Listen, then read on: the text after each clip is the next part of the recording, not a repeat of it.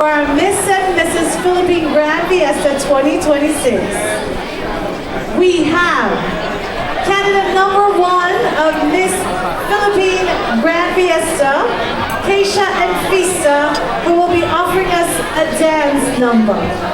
Let's give her a big hand, ladies and gentlemen.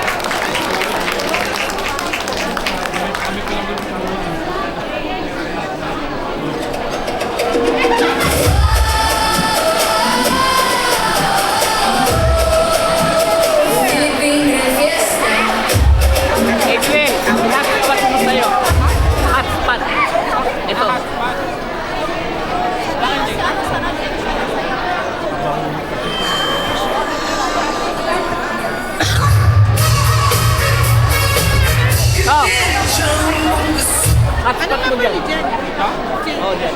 Ha? Si Jake, number 400.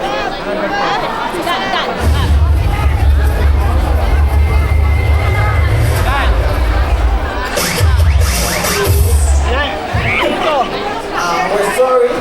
Still trying to find the music. Ano ba kayo, ha? Ma'am.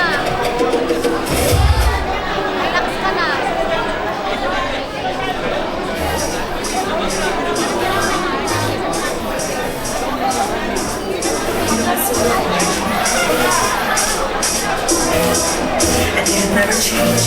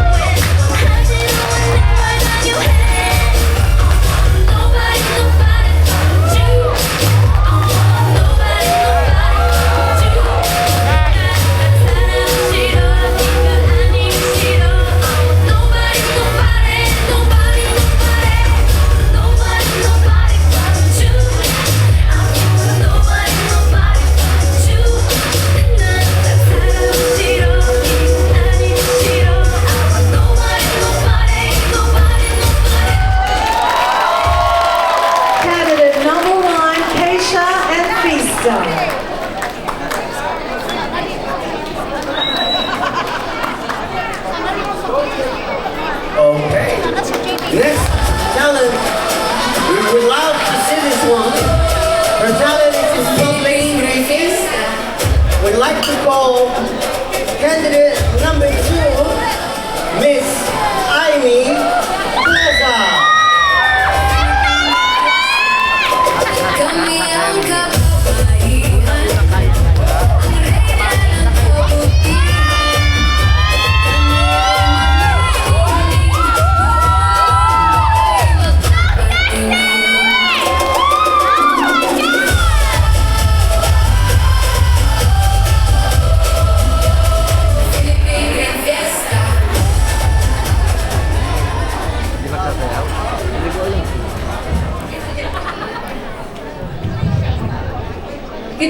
Good evening, everyone. I'm doing something a little bit different. My name is Amy Plaza, and tonight I would like to speak about a cause that is deeply personal to me, which is universal access to education. I was born in Bukwan City in the Philippines, and at the age of 5, I migrated here in Australia. Growing up here, I was given something incredibly powerful, which was the freedom to dream, to learn, and to choose a future that I really wanted for myself. Education has shaped my identity. It has given me confidence, purpose, and the belief that anything was possible. 2 years ago, I returned to the Philippines on a solo trip to reconnect with my roots. During that trip, I visited an orphanage in my hometown and met some of the most incredible children that I've ever encountered. They were joyful, loving, and full of hope. Yet, many of them did not have the access to the same educational opportunities that I had growing up. Sitting beside them, hearing their stories, and seeing their potential has opened my heart in a way that I will never forget. It made me realize how unfair it is that a child's future can sometimes be determined simply by where they are born. According to UNICEF Philippines, millions of Filipino children continue to face barriers to education, especially in rural and disadvantaged communities. In some areas, only half of these students complete upper secondary education. And to me, those statistics are not just numbers. They represent real children with dreams, talents, and futures that deserve a chance. Today, I am in my final year studying primary education, and I have real experiences in classroom, and I work with children every single day at before and after school care and tutoring. Through this, I have personally witnessed the incredible impact that education has on a child's confidence, identity, and hope for their future. Education is not simply about reading and writing. It is about empowerment. It is opportunity. It is dignity. And most importantly, it is a basic human right. Every child deserves the opportunity to learn, to discover who they are, and to pursue a future filled with possibility. Last year, I turned my advocacy into action. Through sponsorships, fundraising, and even baking cakes, I was able to raise $4,000 to support children in an orphanage in Manila. It may have started as a small effort, but it reminded me that change begins the moment we choose to care. And whether I win this pageant or not, my advocacy does not end here. I will continue to use my voice, raise awareness, and advocate for children whose voices are often unheard. Because I believe our children deserve more than survival. They deserve the freedom to dream. Thank you so much.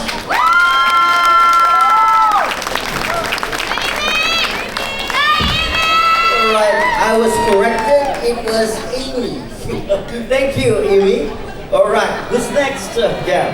Of course, we have candidate number 3, Shine R. Ellis, who will be offering us the belly dancing and baton twirling. Philippine fiesta.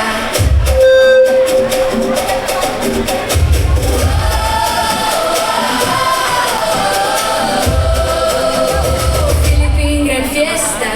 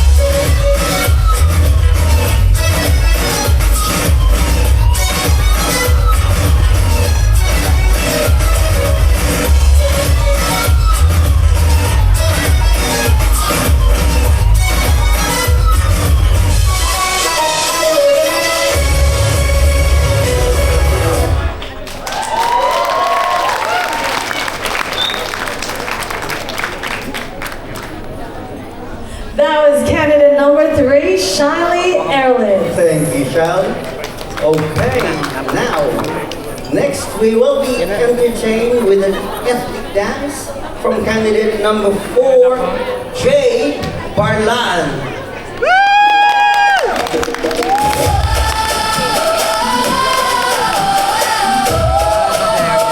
Philippine Grand Fiesta.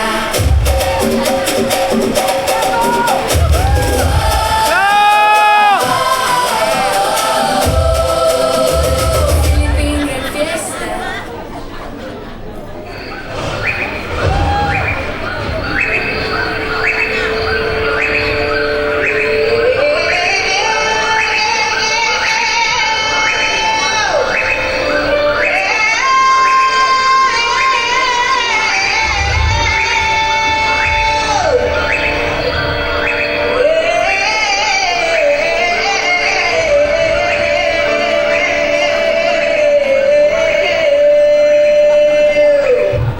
Una una kaya kaya. Una una kaya kaya. Una una kaya kaya. Una una kaya kaya. Ay. Una una. Una una. Una una kaya kaya. Ay. Una una. Una una. Una una kaya kaya. Ay.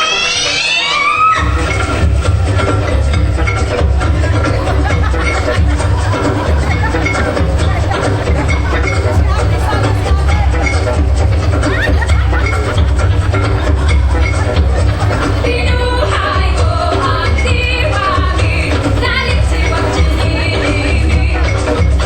Pinuhay ko ang diwagi, dalit si pagdinilimi. Pinuhay ko ang diwagi, dalit si pagdinilimi. Pinuhay ko ang diwagi, dalit si pagdinilimi.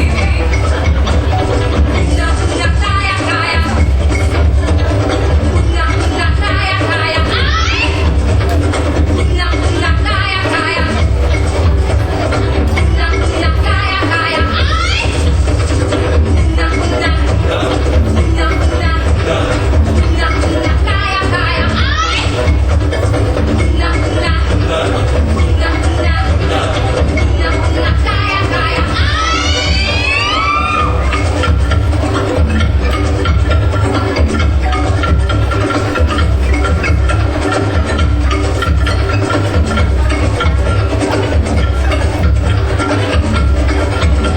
Pinuhay ko ang diwagi. Thank you so much. Wow, Jam, I can't take anymore. Okay. Our next candidate, candidate number 5, Gabrielle Galera, who will be offering his singing as well as playing ukulele.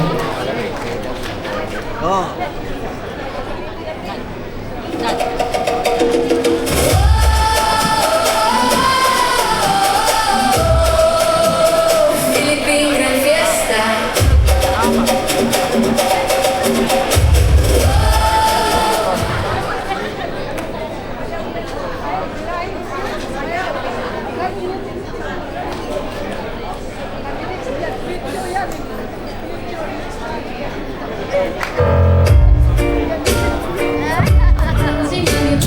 Mga go.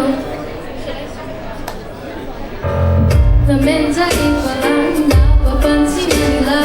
Mga gawin kong parang hindi pang babae. Kasi imbes na Chinese character, larawan ko ay sexual lens. Tapos pajamin ko lagi noon mga siting lalaki sa amin. Nung ako'y nag-high school ay napabarkada sa mga babae. Curious na babae na ang hanap din ay babae. Sa halip na may kapit ay kinara. Tapos permain ko lagi ay long sleeves na t-shirt ang pinalokta.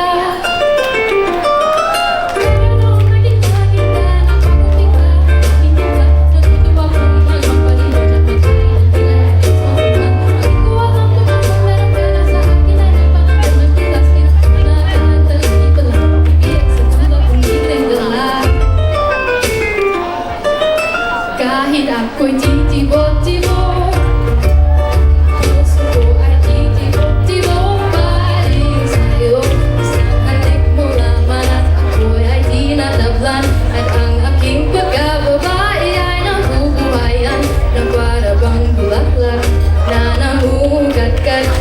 Dahil alam ko sa diligan katatamang sikat ng araw-araw mong pag-ibig sa aking buhay napakasarap.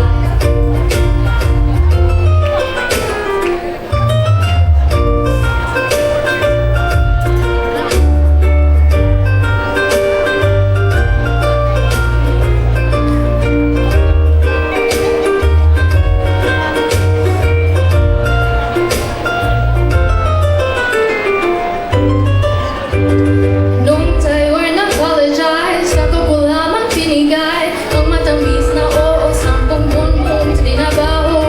Sa halip ng tsokolate, ating bigyan ng mga diskarte. Nabihag mo ko sa mga pa, baby. Kaya mo na kung nakilala kita ng pagpapigla ang aking timpla. Natutuwa kong mata kong aglang paralas ang pagsuot ng vestirang pula. Di ko na manalis lang na ako ay nagbakong tuloy para patunay. Walang matigas na tinapay sa mainit ng kape ng iyong pagmamahal.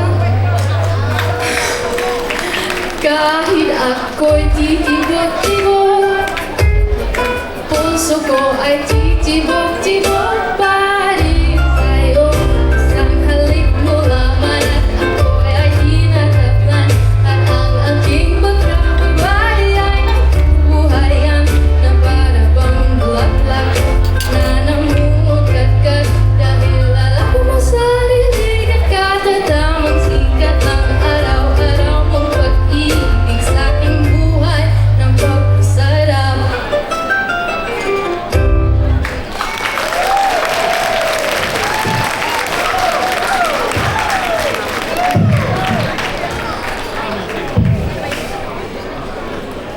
Oh wow, that was candidate number 5, Gabrielle Galera. Next, we have candidate number 6, Evangeline Pisalas, who will be offering singing as well as guitar.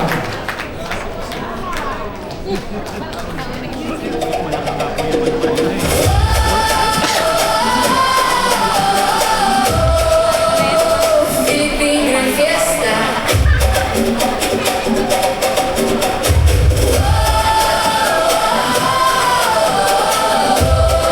Philippine Grand Fiesta.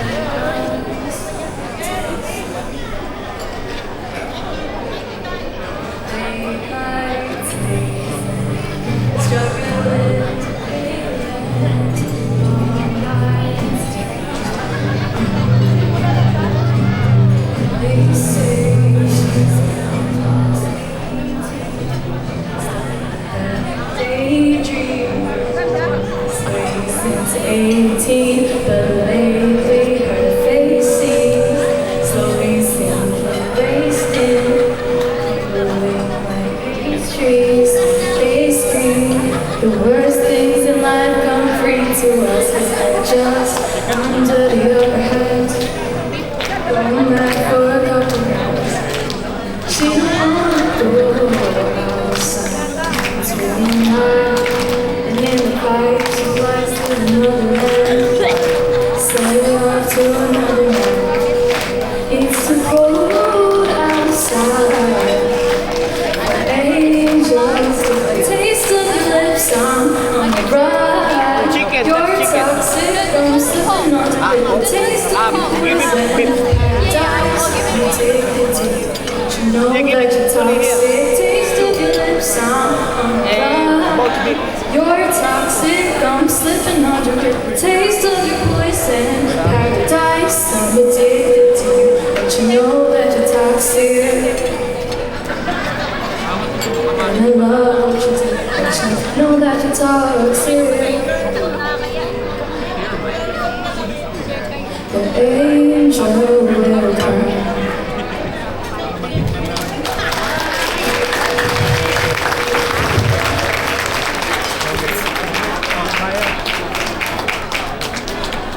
That was candidate number 6, Evangeline Pisalas.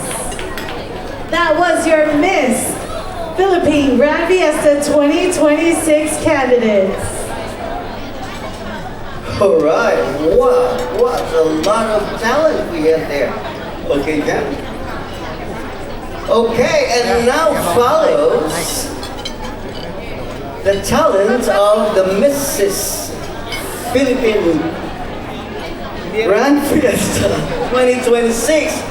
Let's see who's better, shall we? Okay. I'm calling on candidate number 1, Nal Escorzon of Mrs. Grand Fiesta Philippine 2026. And she will entertain us with a song. Oh, sorry. Oh!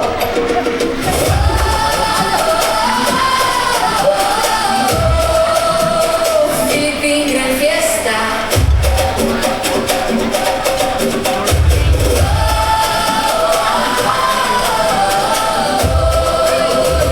Philippine Grand Fiesta. Lihat.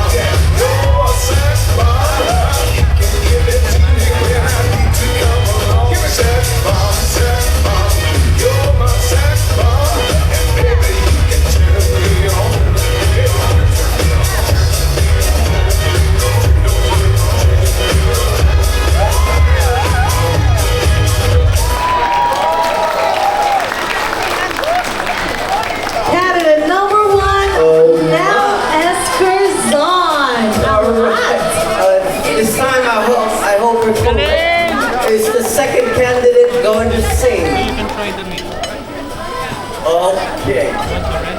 All right. Well, we'd like to call on candidate number 2, Mary Ann Mother.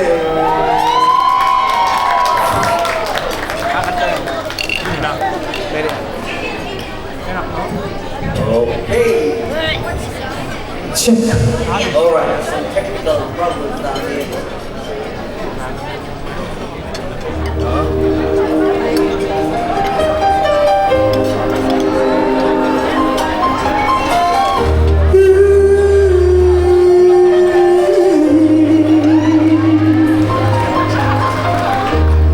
I can see the pain living in your eyes, and I know how hard you tried. You deserve to have so much more. I can feel your hurt and I sympathize, and I never criticize all you ever meant to my life. I don't wanna let you down. I don't wanna lead you on. I don't wanna hold you back from where you might belong. You would never ask me why. My heart is so disguised. I just can't live a lie anymore. I would rather hurt myself than to ever make you cry. There's nothing left to say but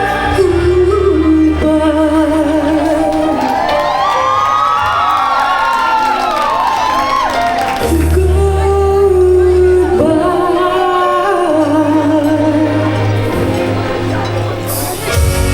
You deserve a chance and the kind of love I'm not sure I'm worthy of.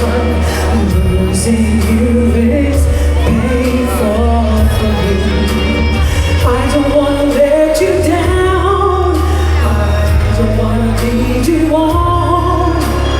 I don't wanna hold you back from where you might belong.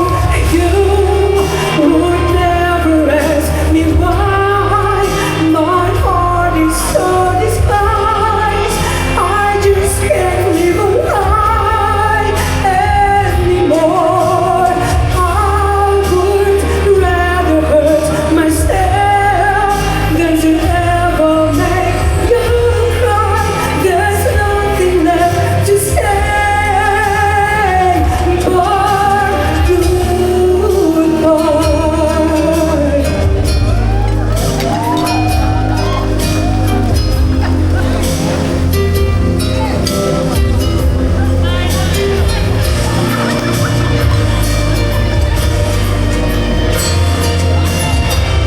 You would never ask me why.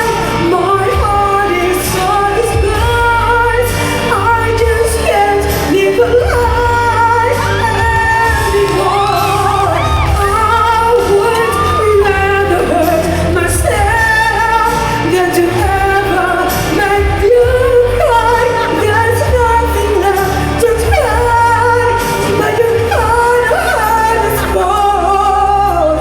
There's no other way than to say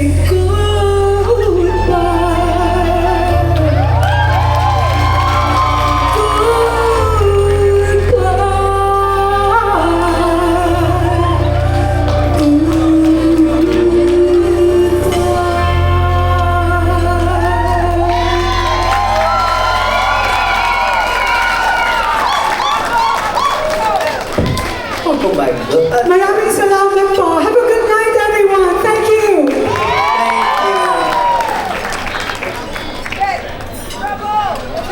And that was candidate number 2, Mary Ann Madden.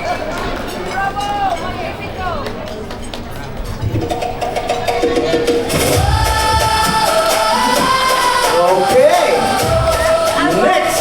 To call on candidate number 3, Michelle Bolo, who will be doing a Hawaiian dance. Hawaiian dance for candidate number 3. Philippine fiesta. Kami ang kababaihan. Ang reyna ng kabutihan. Kami ay magnining. Buong mundo'y mata.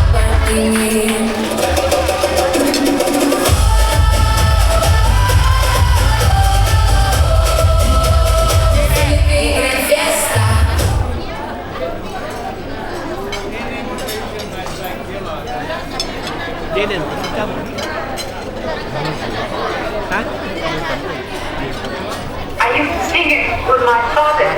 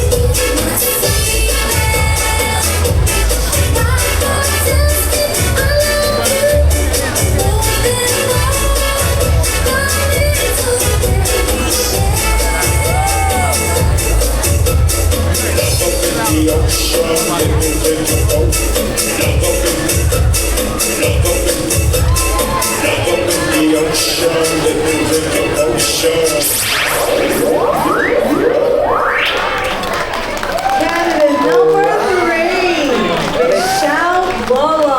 Aloha.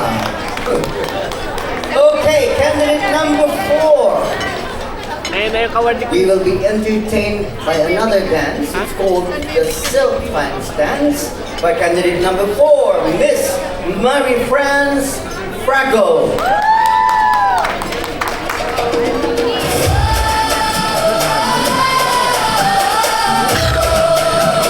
Philippine Gran Fiesta.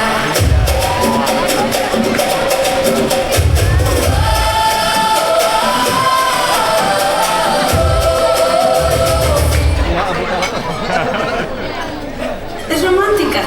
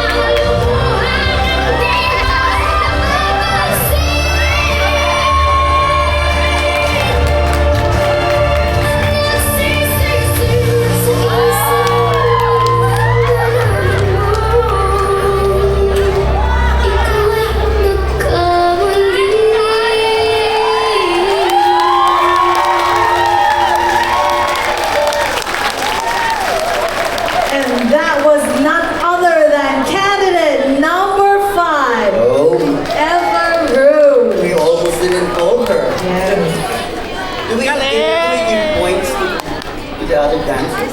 No. Plastic Jack. All right. Next. Of course, we have candidate number 6, Hip Hop Dance by Marie Charles de la Cruz. Here we go.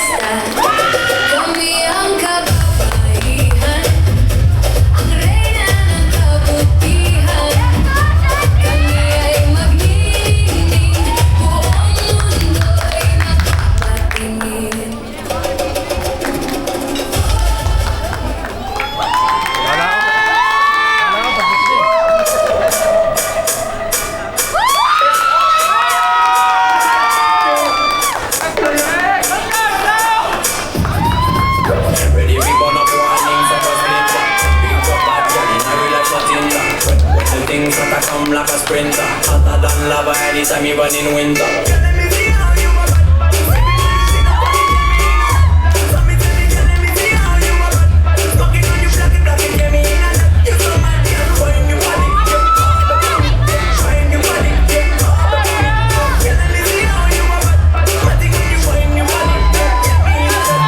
I know she want me and she know the mechanic, so I should get to the do the baddest officially. On the inside I got my cup on the record, they got it. Said it unconditionally. Me say, big man, you live the thing done. To the right, yeah, welcome to the Tata Kingdom. Yeah, technically, but you not look for wisdom. Me take up every girl from Japan to London. Ready, me burn up warning, some was splinter. Big up bad girl in a real life nothing. When the things start to come like a sprinter. Hotter than lava anytime even in winter.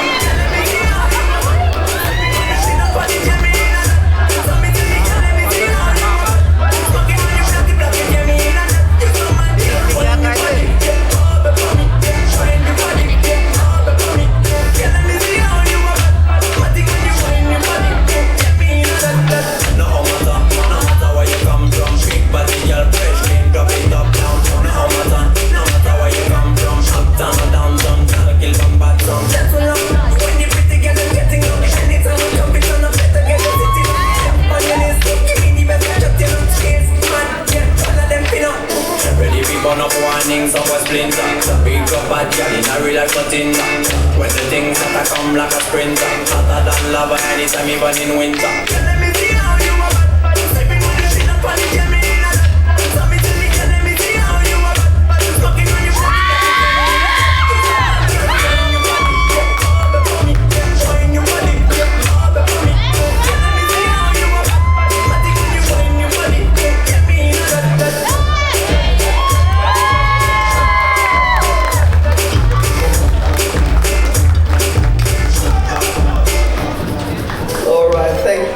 Thank you very much, candidate number 6. Quite entertaining. Finally, our last candidate 4, Mrs. Philippine Grand Fiesta 2026. Candidate number 7, Irene Tunog.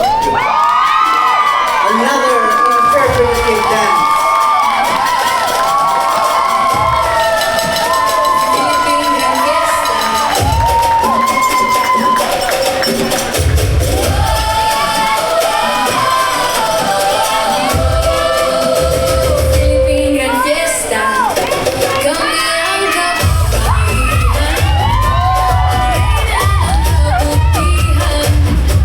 Kami ay maghihiwalay.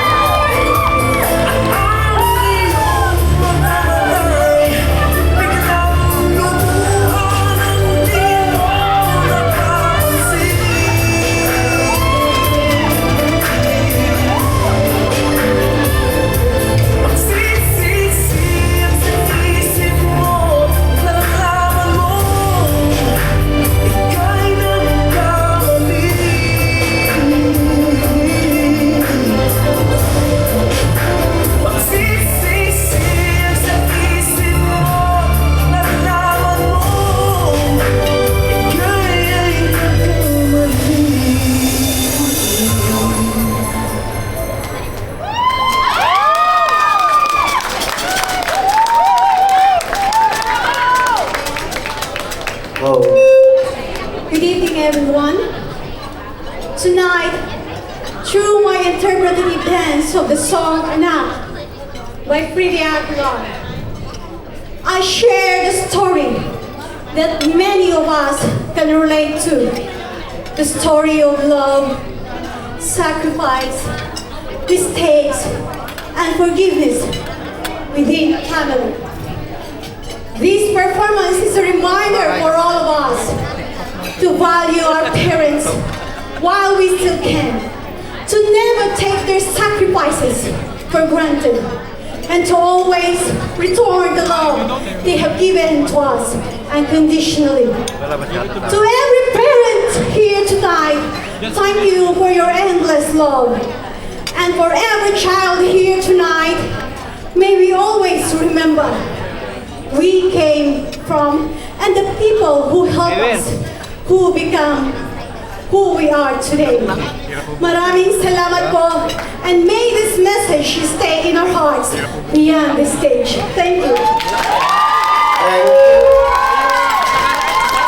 Thank you, Irene. All right, so how did we go?